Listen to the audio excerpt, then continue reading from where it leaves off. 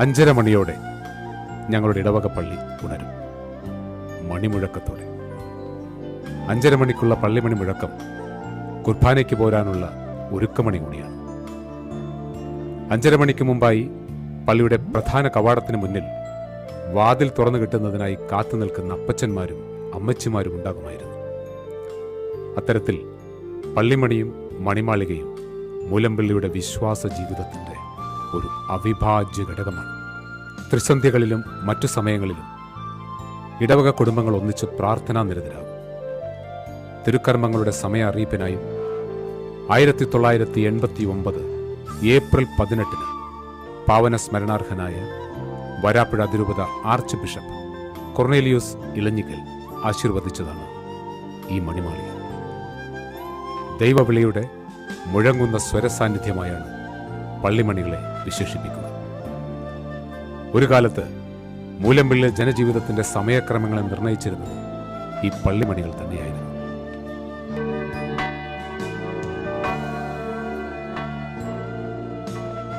പള്ളിയിലെ തിരുക്കർമ്മങ്ങൾക്കായുള്ള ചെറുമണികൾ മുഴങ്ങി.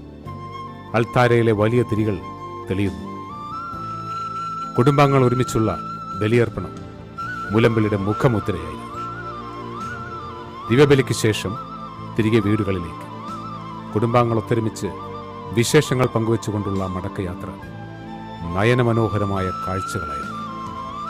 ശേഷം എല്ലാവരും തങ്ങളുടെ കർമ്മമണ്ഡലങ്ങളിലേക്ക്, ഉപജീവന മാർഗത്തിനായുള്ളവർ തങ്ങളുടെ തനത് മേഖലകളിലേക്ക് യാത്ര തിരിക്കും. മൂലംപള്ളിയിൽ നിന്ന് മറുകര കടക്കാൻ കടത്തുവഞ്ചി മാത്രമായിരുന്നു അന്ന് ഏകാശ്രയം. ചരൽ നിറഞ്ഞ പള്ളിക്കടവിൽ കാൽ നനയാതെ വഞ്ചിയിൽ കയറുക എന്നത് സാഹസം തന്നെയായിരുന്നു. വീട്ടമ്മമാരുടെ അടുത്ത പ്രയത്നം മക്കളെ പള്ളിക്കൂടത്തിലേക്ക് ഒരുക്കി അയക്കുന്നതായിരുന്നു. 10 മണിയോടെ സ്കൂളിന്റെ തകരക്കഷ്ണത്തിൽ ആഞ്ഞടിക്കപ്പെടും സ്കൂൾ മണി. മൂലംപള്ളി എന്ന നാടിന്റെ സാംസ്കാരിക ഉന്നമനത്തിനായി 1911 അന്നത്തെ വികാരിയച്ഛനായിരുന്ന ഫാദർ റൈസിലാൻഡർ നേതൃത്വം നൽകി നിർമ്മിച്ചതാണ് വിശുദ്ധ ഔസേപ്പ് പിതാവിന്റെ നാമധേയത്തിലുള്ള സെന്റ് ജോസഫ് LP സ്കൂൾ. ഈ നാടിന്റെ പഴയ തലമുറയുടെ ഏക വിദ്യാഭ്യാസ സ്രോതസ്സായിരുന്നു ഈ പള്ളിക്കൂടം. പൊഴിമണ്ണ് നിറഞ്ഞ പള്ളിമുറ്റവും അതിനരികിലായി നിലകൊള്ളുന്ന പള്ളിക്കൂടവും അതിലെ ഗുരുക്കന്മാരും മൂലംപള്ളിയുടെ ബാല്യകാല സ്മരണകളിൽ എന്നും നിറഞ്ഞു നിൽക്കുന്നു.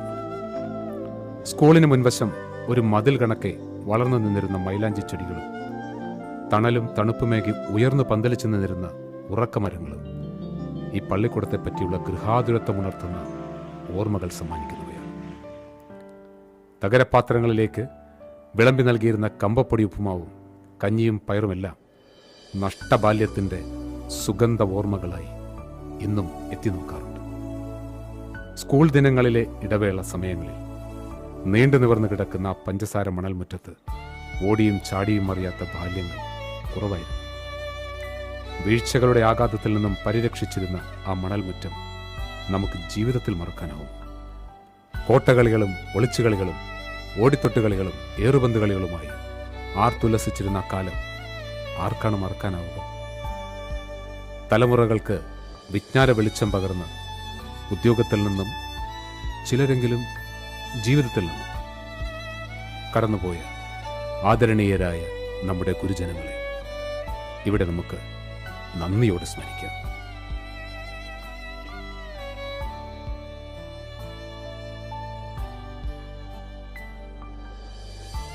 ഇതിനിടയ്ക്ക് കൂട്ടിച്ചേർക്കപ്പെടേണ്ടത് മൂലംപള്ളിയിലെ സുപ്രസിദ്ധമായ കളിമൺ പാത്ര നിർമ്മാണത്തെക്കുറിച്ചാണ്. വിദേശ രാജ്യങ്ങളിലുള്ളവരെ പോലും മൂലംപള്ളിയിലേക്ക് ആകർഷിക്കുന്ന വിധത്തിൽ സവിശേഷ വൈദഗ്ധ്യമുള്ളവർ കളിമണ്ണുകൊണ്ട് മനോഹരമായ കരകൗശല ജോലികൾ ചെയ്ത് ജീവിതം കെട്ടിപ്പടുത്തു. അക്കാലത്ത് മൺചട്ടികളിൽ ഏറ്റവും പ്രസിദ്ധമായി അറിയപ്പെട്ടിരുന്നത് നമ്മുടെ മൂലംപള്ളി ചട്ടികൾ തന്നെയായിരുന്നു. അനേകം കുടുംബങ്ങളുടെ ജീവിതമാർഗം കൂടിയായിരുന്നു ഈ കളിമൺ പാത്ര നിർമ്മാണം. പകലുകളിൽ ഈ ചട്ടി നിർമ്മാണത്തിന്റെ താളത്തിലുള്ള മുട്ടുകൾ ഒരു കാലത്ത് മൂലംപള്ളിയുടെ തെരുവീഥികളിൽ മുഴങ്ങി നിന്നിരുന്ന സംഗീതം തന്നെയായിരുന്നു. ചട്ടികളുടെ നാട് എന്നുവരെ മൂലംപള്ളിയെ വിശേഷിപ്പിക്കാനും ചിലപ്പോഴെങ്കിലും ചില അസൂയക്കാർ മൂലംപള്ളി ചട്ടി എന്ന് പരിഹസിക്കാനും കാരണമായിട്ടുണ്ട്. എത്ര പരിഹസിക്കപ്പെട്ടാലും നമുക്ക് നമ്മുടെ നാടിനെക്കുറിച്ച് അഭിമാനം മാത്രമേ ഉള്ളൂ.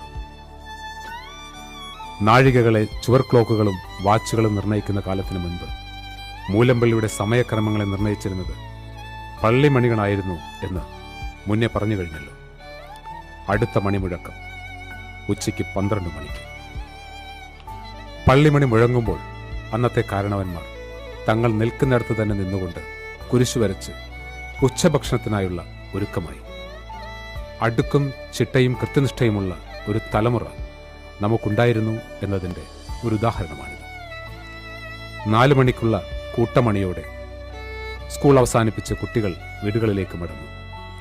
ഓടിയും ചാടിയും കുഴച്ചുമറിച്ചിട്ടിരുന്ന പള്ളിമുറ്റത്തെ പൂഴിമണലിന് അല്പവിശ്രമം. വിശ്രമത്തിന് വിരാമമിട്ട് ജോലിക്ക് പോയി തിരിച്ചെത്തിയ യുവജനങ്ങൾ പള്ളിമുറ്റത്തേക്ക് എത്തുകയായി. പള്ളിയുടെ നടുമുറ്റത്ത് വോളിബോൾ നെറ്റ് വലിച്ചു കെട്ടപ്പെടും.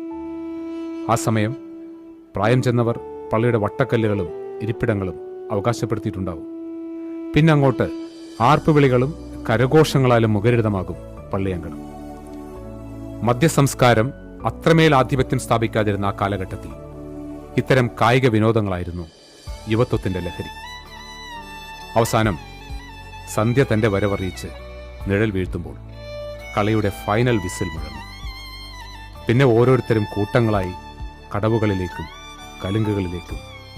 ലോകവിശേഷങ്ങളടക്കം സർവ്വതും ചർച്ച ചെയ്യപ്പെടുന്നത് അത്തരം ഇടങ്ങളിലാവും. പള്ളിയിൽ നിന്ന് 7 മണി നേരത്തെ കുരിശുമണി മുഴങ്ങി. ഇന്നേരങ്ങളിൽ കുടുംബാംഗങ്ങൾ ഒരുമിച്ചുള്ള പ്രാർത്ഥനയ്ക്ക് വേണ്ട ഒരുക്കങ്ങളായി. കുരിശുമണിക്ക് മുമ്പായി തന്നെ പള്ളിമുറ്റം വിജനമാകും.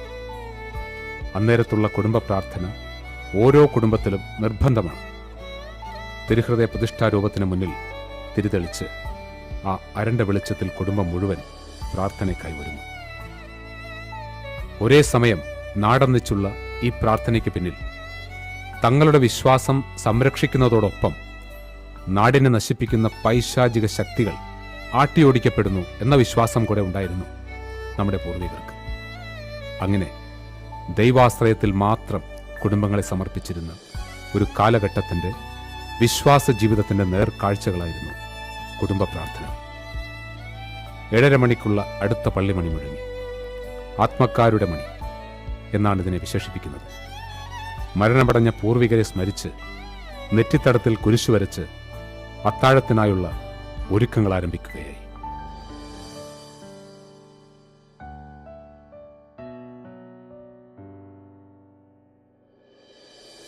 ഒരു കാലഘട്ടത്തിനപ്പുറം പരിമിതമായ വീടുകളിൽ മാത്രം ടെലിവിഷനുകൾ വന്നു തുടങ്ങി. ദൂരദർശൻ അരമണിക്കൂർ മാത്രം മലയാള സംപ്രേഷണമുള്ള ഒരു കാലം.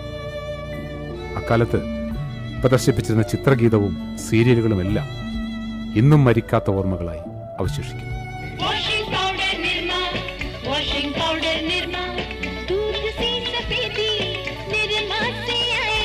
മതിലുകളും വേലികളും കെട്ടിത്തിരിക്കാത്ത വീട്ടുമുറ്റങ്ങളിലൂടെ ആ വിനോദോപാധികൾ ആസ്വദിക്കാൻ പോയിരുന്ന ജനതകളുടെ മനസ്സുകളും അത്തരം തുറവികളുള്ളതായിരുന്നു.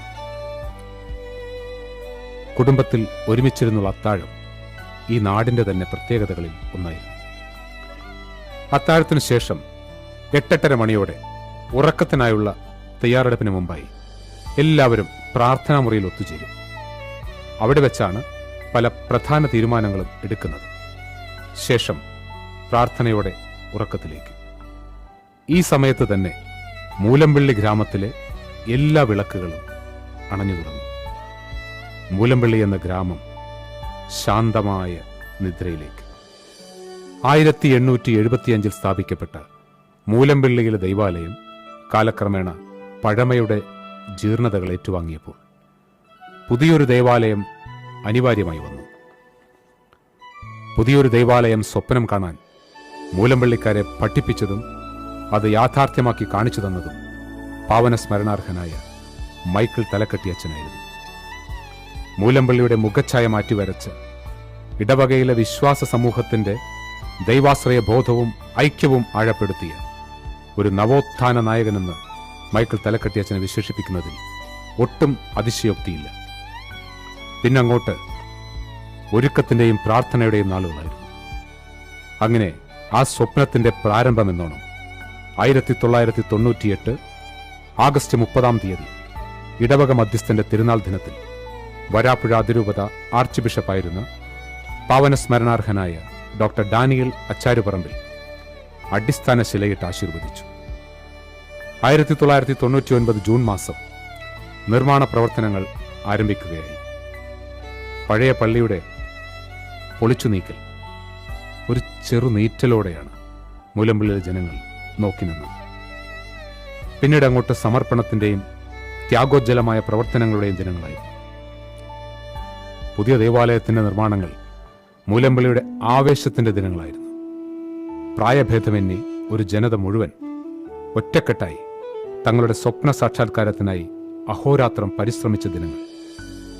പള്ളിപ്പണിയുടെ ദിനങ്ങൾ പടത്തലവനായും മാർഗനിർദ്ദേശിയായും ജനങ്ങളോടൊപ്പം നിലകൊണ്ട മൈക്കിൾ അച്ഛനെ സഹായിക്കാനായി ഒരു യുവ വൈദികൻ അതിരൂപതയിൽ നിന്നും നിയോഗിക്കപ്പെട്ടു. Father Sebastian കറുകപ്പിൽ. മൂലമ്പള്ളിയിലെ ആദ്യത്തെയും അവസാനത്തെയും കൊച്ചച്ഛൻ എന്ന ഖ്യാതി ഇന്നുവരെയും സെബാസ്റ്റ്യൻ അർഹതപ്പെട്ടതാണ്. തൊഴിലിടങ്ങളിൽ നിന്നും വൈകുന്നേരങ്ങളിൽ എത്രയും പെട്ടെന്ന് നാട്ടിലെത്താനുള്ള തത്രപ്പാടുകളുടെ കാലം. വീടുപണികളെല്ലാം തീർത്ത് പള്ളിപ്പണിക്കായി തങ്ങളെക്കൊണ്ട് ആവുന്നത് ചെയ്തു കൊടുക്കാൻ തയ്യാറായി വരുന്ന സ്ത്രീജനങ്ങൾ.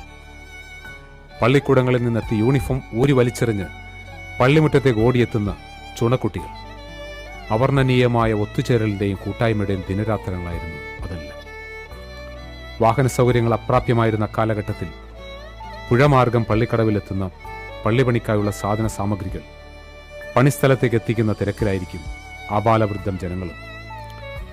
ആർപ്പുവിളികളോടെ ഭാരവണ്ടികളിൽ മണലും മറ്റും വലിച്ചുകൊണ്ടുപോകുന്ന പുരുഷന്മാരും, മണൽ വാരാനുള്ള പാത്രങ്ങളുടെ ലഭ്യതക്കുറവ് മൂലം സ്വന്തം വീടുകളിലെ പാത്രങ്ങളിൽ മണൽ വാരി തറ നിറച്ചിരുന്ന സ്ത്രീജനങ്ങളും അന്നേ ദിനങ്ങളുടെ പ്രത്യേകതകളായിരുന്നു. മൂലമ്പള്ളിയിലെ ആബാലവൃദ്ധം ജനങ്ങളുടെ വിയർപ്പിനാൽ നനഞ്ഞതും വീടുകളിൽ നിന്ന് സ്വരൂപിച്ച ഓരോ പടി മണ്ണിനാലും ദേവാലയത്തിന്റെ അടിസ്ഥാനം രൂപപ്പെടുകയായിരുന്നു. വൈകുന്നേരങ്ങളിലെ വിയർത്തൊലിച്ചു നിൽക്കുന്ന കായികാധ്വാനത്തിന്റെ ഇടവേളകളിൽ അയൽവീടുകളിൽ നിന്ന് തയ്യാറാക്കിക്കൊണ്ടുവരുന്ന കപ്പയും ചമ്മന്തിയും പോലുള്ള വിഭവങ്ങൾ ഒരുപക്ഷെ അന്നേ ദിനങ്ങൾക്ക് മൂലമ്പള്ളിക്ക് മാത്രം അവകാശപ്പെടാവുന്ന ഒരു ജനതയുടെ ത്യാഗോജ്ജലമായ സ്വപ്ന ദിനങ്ങളായിരുന്നു അവയെല്ലാം. ഇന്ന് ഉയർന്ന് അഭിമാന സ്തംഭമായി നിൽക്കുന്ന മൂലമ്പള്ളി ദേവാലയത്തിന് ഇന്നാട്ടിൽ ജീവിച്ച വിശ്വാസ സമൂഹത്തിന്റെ വിയർപ്പിന്റെയും സ്വപ്നത്തിന്റെയും ചരിത്രം കൂടെ പറയാനാവും. ഏകദേശം 18 മാസത്തെ കാത്തിരിപ്പിനൊടുവിൽ ഒരു നാടിന്റെ വിശ്വാസപ്രഭയാൽ രൂപീകൃതമായ ദൈവാലയം അതിന്റെ പൂർത്തീകരണത്തിലെത്തി. അന്ന് പള്ളി ഉയർന്നു പൊങ്ങിയത് പള്ളിമുറ്റത്ത് മാത്രമല്ല, ഓരോ മൂലമ്പള്ളിക്കാരന്റെയും ഹൃദയത്തിൽ കൂടിയായിരുന്നു. പിന്നീട് അങ്ങോട്ട് ആഘോഷത്തിന്റെയും ആനന്ദത്തിന്റെയും ദിനങ്ങൾ. പ്രതിഷ്ഠാദിനത്തിന്റെ മുന്നൊരുക്കങ്ങളാൽ മുഖരിതമായ ആഘോഷരാവുകളായിരുന്നു പിന്നങ്ങോട്ട്. മൂലമ്പള്ളിയുടെ ചരിത്രത്തിൽ അഭിമാനത്തോടെ രേഖപ്പെടുത്തേണ്ട പുണ്യദിനം കൂടെയായിരുന്നു 2000 ആണ്ട് ഡിസംബർ 12. പഴയ ദൈവാലയത്തിന്റെ അതേ പ്രതിഷ്ഠാദിനം ആ കർമ്മം നടത്തണമെന്നത് പാവനസ്മരണാർഹനായ മൈക്കിൾ അച്ഛന്റെ ദീർഘവീക്ഷണവും ദൈവഹിതത്തിന്റെ പൂർത്തീകരണവും എന്നോണമായിരുന്നു. മൂലമ്പള്ളിയിലെ എല്ലാ ഭവനങ്ങളിലും വിരുന്നുകാരാലും ആഘോഷങ്ങളാലും അലങ്കൃതമായി. അങ്ങനെ മൂലമ്പള്ളി എന്ന ഗ്രാമത്തിന്റെ ഒരു നൈർമല്യ സ്വപ്നം സാക്ഷാത്കരിക്കപ്പെട്ടൊരു സായാഹ്നം. പാവനസ്മരണാർഹനായ ഡോക്ടർ ഡാനിയൽ അച്ചാരുപറമ്പിൽ പിതാവ് പുതിയ ദൈവാലയം ആശീർവദിച്ചു.